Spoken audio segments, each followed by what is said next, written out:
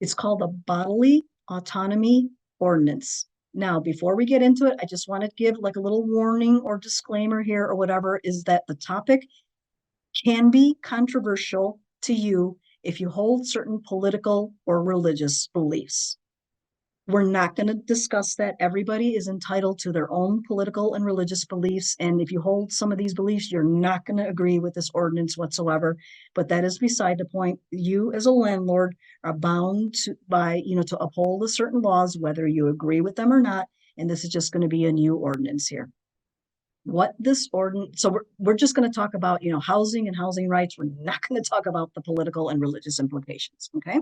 So what this bodily autonomy ordinance talks about is the Cook County wanted to protect people's rights to make decisions about their own bodies and then protect them from any discrimination that's related, to housing by creating this protected class. So what they mean by bodily autonomy is reproductive health and gender affirming care. So this is why it has these political, religious, and other, overtones. But again, we're just talking about it from a housing perspective. And this bodily autonomy ordinance actually went into effect last year. So this applies to rentals in Cook County. So remember, it just is adding a new protected class. And so you guys have a thorough understanding of what bodily autonomy means. I cut and pasted what the exact words from the ordinance. So what this ordinance says is it prohibits us landlords from discriminating against, applicants and tenants or their families according to reproductive health choices. Reproductive health means, I'm going to read through it really quickly. Healthcare offered, arranged, or furnished for the purpose of preventing pregnancy, terminating pregnancy, managing pregnancy loss, or improving maternal health and birth incomes, includes contraception, sterilization, preconception care, maternity, abortion care.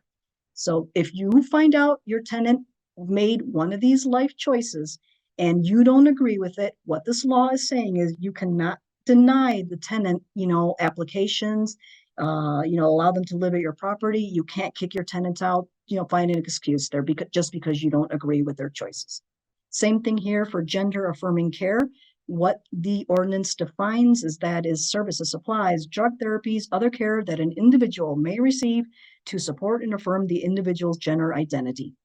I'm by no means an expert about this, but as an example, let's say your tenant seeks to transition to another gender.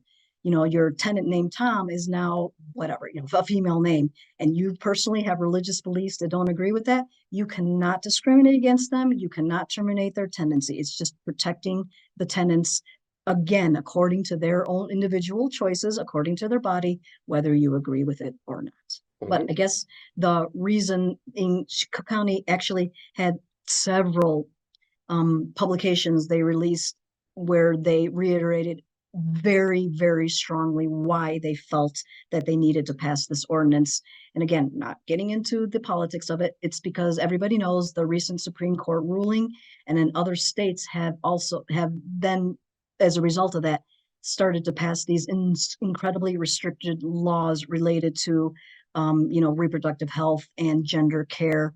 And Cook County felt like, nope, we ain't gonna do that. We're gonna take a stand against these laws. We're gonna continue to protect our rights. Exactly why you said, William. It's none of our business. It doesn't really affect our business whether I'm baking, cookies or renting out a house. So we're gonna just protect everybody against discrimination and retaliation. So hopefully, keep that in mind as you think about all of this stuff.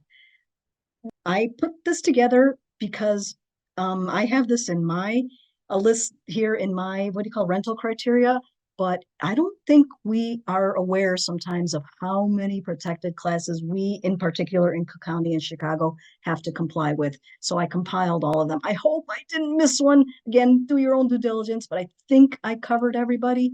Look at how many protected classes we have here. This one covered criminal history is the Just Housing Amendment that passed, 3 years ago? Source of income was last year. Bodily autonomy was last year. Citizenship and immigration was just this year. Be very aware when you're talking to applicants and tenants, when you're screening people, to not run afoul of any of these protected classes. Okay, I think that's it, Hadi. I know you are very passionate about these protected classes, so I don't know if you wanted to comment on that. Yeah, just maybe 30 seconds. So the way it works is if you if you're in New Mexico, a business, a photographer refused to take a picture in a wedding of the same sex couple. Mhm. In Texas, routinely people that are different. I don't have a better word for it because I came from Iran. So at one point I was a immigrant, and for 10 years was what you call it, a foreigner, and now we still are. This is something that exists in the United States. Mhm. Each region, they have their own opinions.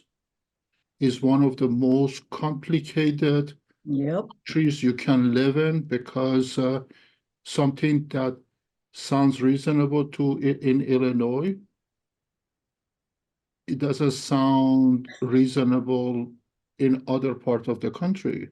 Yes.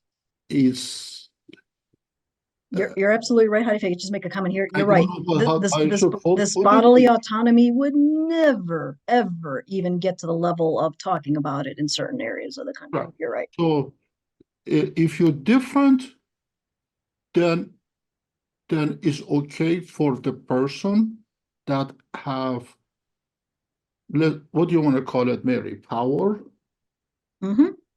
Yep. or access, refuse you. Yep. Is that reasonable? It depends, like you said, what area of the country you're in. Some areas do believe that since they are the political and religious majority in that area, they do have a right to discriminate or tell you what, people what they can and cannot do. Right. So along highway, I think it's Highway 80, back in 1920s, they had these maps drawn that people are going toward California and all of that. Avoid these areas, don't get off the highway, don't use these gas stations because Ku Klux Klan was there, they will behead you. Mm-hmm. Yep. Those days are not over yet. Certain situation that is going on in the United States is because the society haven't matured yet. Most other countries that they have some level of maturity, they don't have issues like this. It's the immaturity of the individuals, lack of empathy that exists in our society. That's what we get for it. Hmm.